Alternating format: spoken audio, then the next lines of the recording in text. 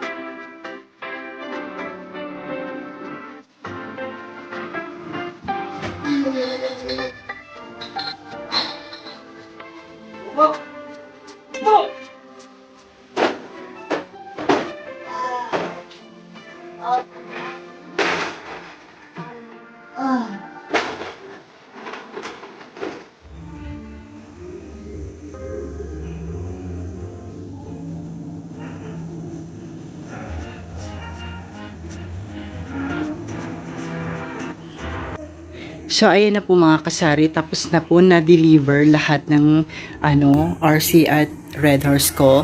So, yan na po lahat yung napadeliver for this week. Ayun, 10 case ng RC Cola. Ito. Bali, itong nasa ibabaw, ito po yung mga luma. Tapos yung mga bago, nandito sa baba para maunang makuha yung mga luma. Tapos yung bagong deliver, dito po sa baba lahat yan. Ito po, 1 case po yan ng Cobra. Ang 1 case ng Cobra po ngayon mga kasari is 290 na. Tapos itong lemon, fruit soda, tsaka mega RC is 240 ang 1 case po niyan. Tapos ito pong 3 maliliit na soft drinks, yung sinasabing assorted, 170 na pong 1 case po niyan. Ang bintahan ko po nito is 12 pesos. Tapos ito naman po yung 4 na bundle na mismo, 2 Royal, tapos 2 bundle din na Sprite. Ang bintahan ko po dito is 18 pesos. Tapos ito naman po yung pinadeliver kong 10 case ng Red Horse. Ito po siya. 565 po yung 1 case niyan. Tapos ang bintahan ko po nito sa 1 litro is 125. Tapos dito naman po sa maliliit, ang bintahan po natin is 65 pesos. So, yan lang po yung napadeliver ko. Bali, 10 case ng Red Horse na malalaki. Tapos, 10 case din po ng soft drinks na Mega Arcel, Lemon, tsaka Fruit Soda. 1 case na Cobra. 4 na bundle ng mismo Sprite and Royal. Tapos, 3 case din po ng maliliit na soft drinks. Ayan, sinasabing assorted kasi iba-ibang klase tulad nito. Lemon, tsaka RC Cola. Pwede siyang paghalu-haluin.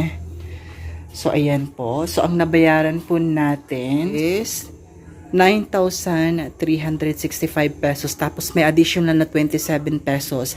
Tapos, ayan mga kasari, pagkatapos kong magpa-deliver ng soft drinks at alak, ayan naman po, magre-repack po ako ng mantika. Ito po yung 1.5 pero hindi siya napuno. Minsan madaya din talaga yung binibilhan ko.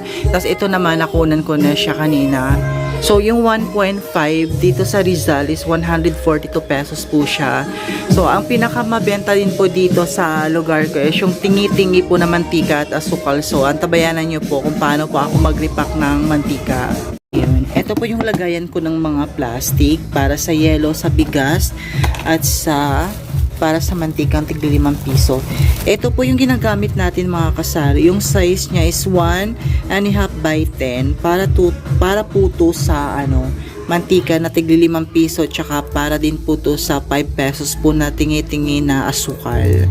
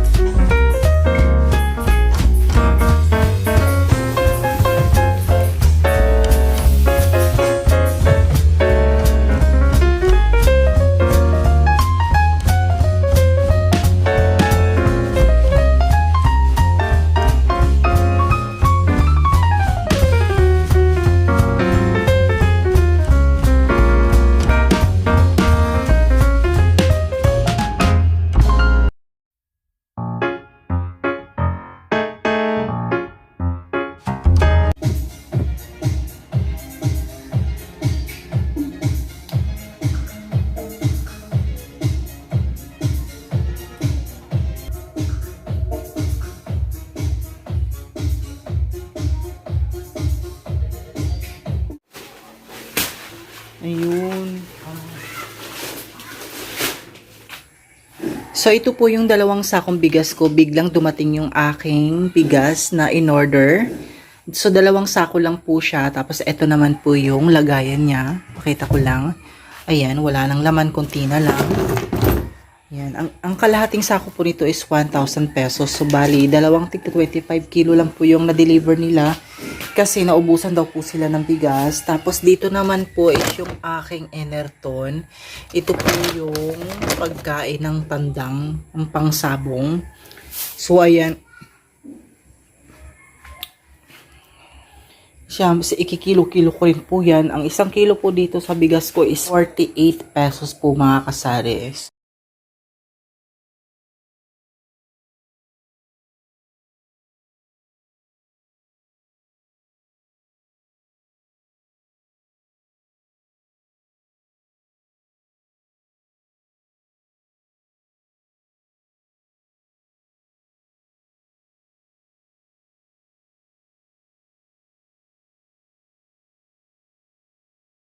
Po mga kasari, as you can see, nailagay ko na po siya dito sa aking lagayan.